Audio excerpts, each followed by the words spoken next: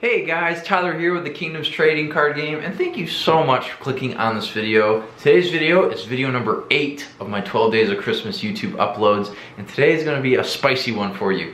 This is going to be a lore video, and actually while I was working on this video, I actually was kind of getting into the story, and my wife, who's on the other side of the desk, as she heard me editing it, she was like, "Babe, that sounds crazy good. It sounds scary at the same time." So I guess without further ado, let's go ahead and jump into the video. Linford and its leaders were enraged.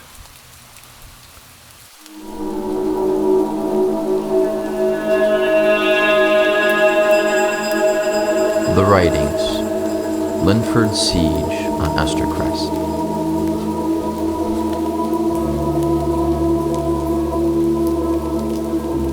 After the broken council, at the behest of Gutriva and Linford's military leaders, Linford and their massive army set out to go lay siege to the kingdoms of Estercrest and Furbish.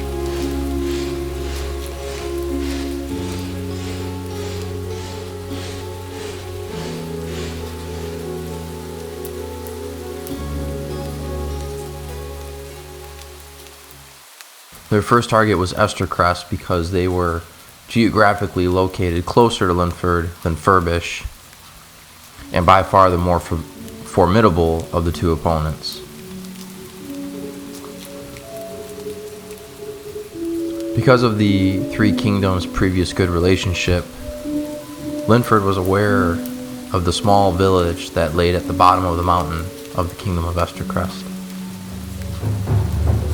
Unfortunately for that small village, they were the first victim to be attacked by the massive army of Linford and its many frontmen and lancers and psychotic soldiers. The attack was brief, for Estercrest was not prepared to defend itself. Few people were able to escape, and the town lay in ruins. But Linford was aware that this was going to be the easier of the two targets, for their main goal was to destroy the heart of Estercrest, the main city located high up in the mountain. For that is where they created their doom and gloom campaign. Lord Estercrest and Commander Tulsa of Estercrest were aware of what had happened, both from what they could see and also from the people that were able to escape up into the mountain. They prepared their city.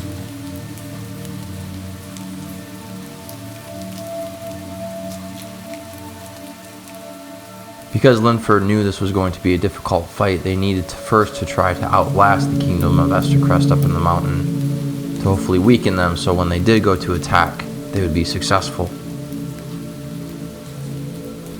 In the meantime, though, Estercrest's leaders trained many warriors for the brutal war that lied ahead of them.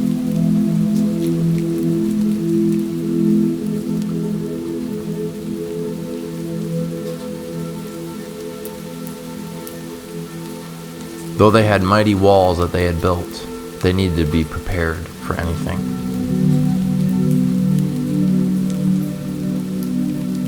Even though Linford's siege had set up major routes for where different resources would come into the kingdom, Estercrest was able to collect resources elsewhere by using their mountain goats to run up and down the mountains to bring desperately needed resources.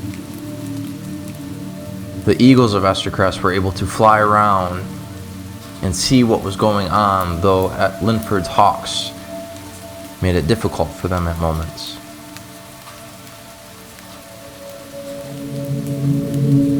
And though they liked to do stuff on their own, the mountain yetis of the mountains were more than happy to help defend their fellow kingdom. As much as they could be, Estercrest felt prepared.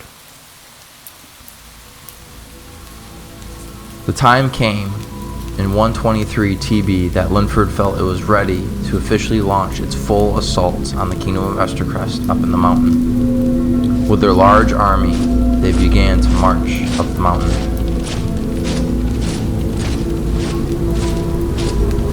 The battle was intense. The losses were heavy.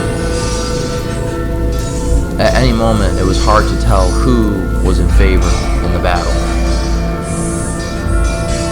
Estercrest certainly had an advantage by being defended by its big, heavy walls, but Linford had a massive supplies of tools and anything necessary needed to get through these walls and any men that stood between them.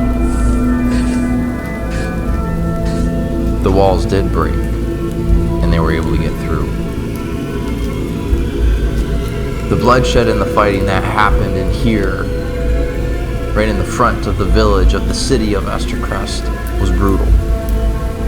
The losses were heavy, but many mighty legends were made in this moment.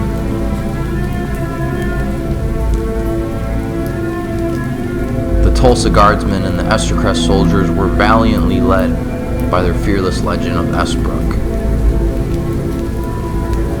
Story has it that Esbrook lost his arm in battle and used it as a weapon to beat other foes to the ground until he too died in battle.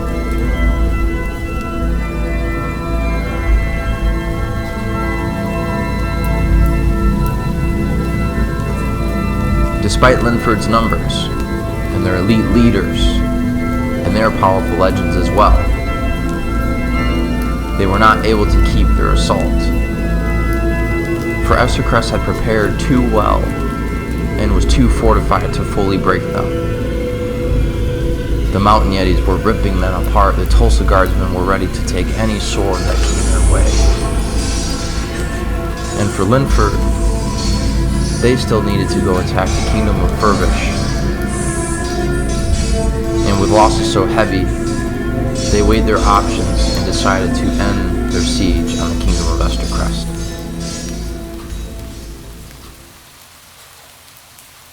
All things considered, their war with Estercrest was now over. What was left of Estercrest was still a city, bruised but not broken. Many people had been killed, but many stories had been made. An already close-knit city became even closer.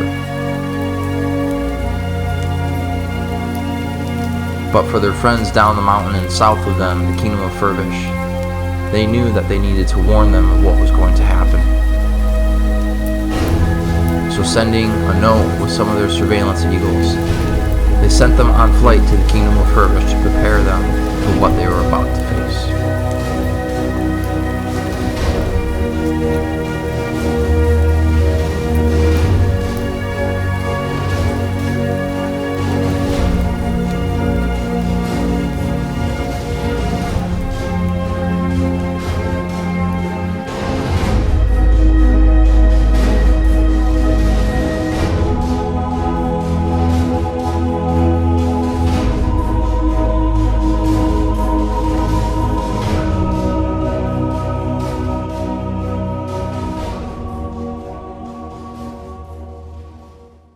Thank you guys again so much for watching this video. It really means a lot, and I hope you've been enjoying these 12 days of Christmas YouTube uploads.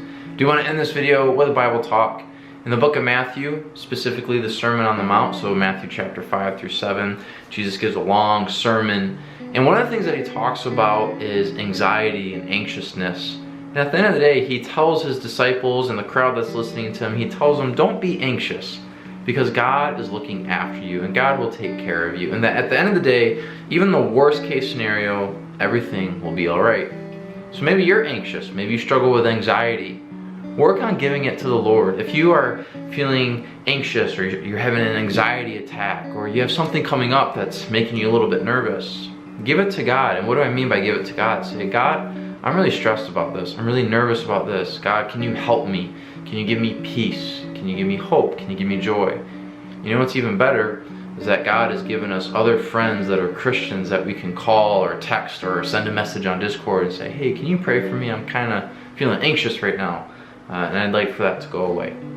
Anything that I want you to know about is in the description box below. Please like and subscribe to keep in touch with the channel. And whatever time of the day that you're watching this video, whether it be the morning, evening, or night, I hope you have a good rest of your day. Thanks.